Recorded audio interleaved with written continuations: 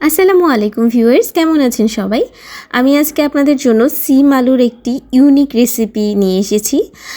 এটাকে সিম আলুর কোড়া বলে। এই রেসিপিটা হলে আসলে বিশ্বাস করেন আর কিছুই লাগে না।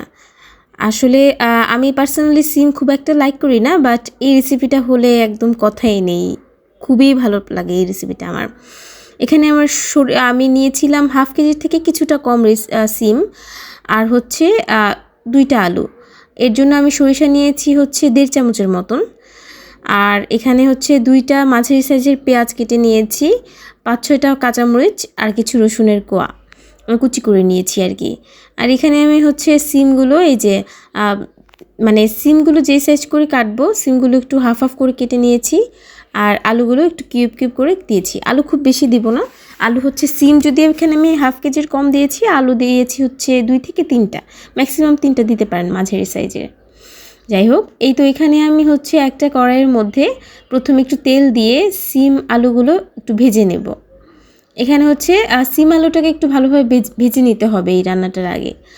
আসলে সিম তো মাছ দিয়েও খাওয়া যায়, আবার বিভিন্ন সবজির সাথে ভাজির সাথে খাওয়া যায়। বাট এই রেসিপিটা সিমের এই রেসিপিটা যদি একবার খেয়ে দেখেন তাহলে মানে আমি পার্সোনালি সিম খুব একটা লাইক না করলেও এই রেসিপিটা আমার মানে অনেকগুলো কিছু ফেভারিট রেসিপির মধ্যে একটা পড়ে। যদিও আমি পার্সোনালি সিম খুব একটা পছন্দ করি না, বাট এই রেসিপিটার ক্ষেত্রে একদমই আলাদা।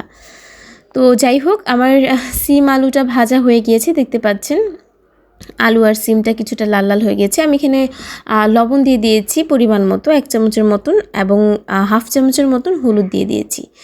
সিম আলুটা ভাজা হয়ে গেলে এক্ষেত্রে আমি হচ্ছে অল্প কিছু পরিমাণ পানি দিয়ে দেব, কারণ ভাজা তো হয়ে গিয়েছে, এখন আমার একটু সিদ্ধটা করা প্রয়োজন। সিম আলুটা একটু নরম হবে। এই রেসিপিটা কিন্তু খুবই ইজি। যেই সরিষাটা দেখিয়েছিলাম 1.5 চামচের মতন, সেই সরিষাটা আলাদা করে বেটে নেবেন।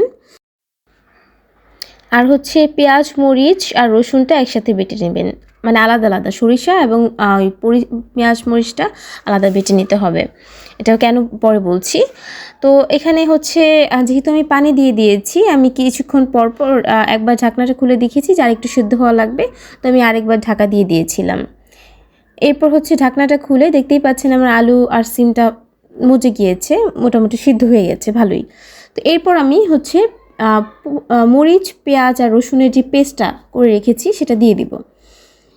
আর সরিষা আর পেঁয়াজ মরিচের পেস্টটা যদি একসাথে দিই তাহলে সরিষা কিন্তু বেশিক্ষণ রান্না করলে দেখা যায় যে একটু তেতো হয়ে যায়, একটু তেতো একটা ভাব লাগে রান্নায়। তো এটা ইগনোর করার জন্য আমি হচ্ছে এখানে পেঁয়াজ মরিচের পেস্টটা আগে দিয়েছি, কারণ পেঁয়াজ মরিচ আর রসুনের পেস্টটা দিয়ে একটু এটার সাথে ভালোভাবে কিছুক্ষণ ভাজবো, রান্না করবো আর কি।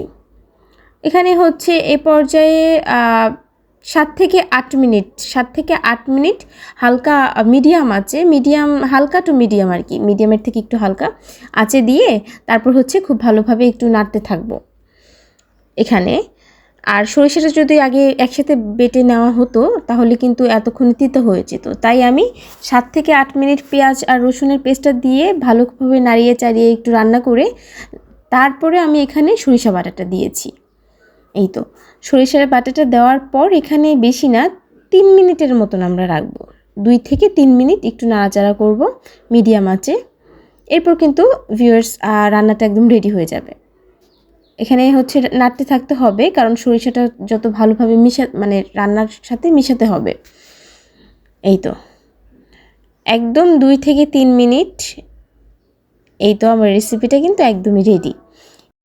আরেকটা বিষয় হচ্ছে ভিউয়ার্স, এই রেসিপির জন্য কিন্তু অবশ্যই মোটা বিচি থাকে যেই সিমগুলোতে বেশি, সেই সিমগুলি ব্যবহার করতে হবে অবশ্যই, কারণ এই রেসিপিটার মেইন হচ্ছে টেস্ট হচ্ছে সিমের সাথে যে বিচিগুলো, সেই বিচিগুলো। তাই মোটা দেখে বড় সিমগুলো ইউজ করতে হবে। এই রেসিপিটা কী যে মজা, মানে কী যে মজা, এটা আপনারা হচ্ছে আমার রিকোয়েস্ট থাকবে একবার অন্তত ট্রাই করে দেখবেন, জাস্ট যেন লাইফে খুব একটা মিস না হয়ে যায়। যাই হোক, আজকের মতো এই পর্যন্তই। ভালো থাকবেন সবাই, লাইক এবং সাবস্ক্রাইব দিয়ে পাশে থাকবেন। আসসালামু আলাইকুম।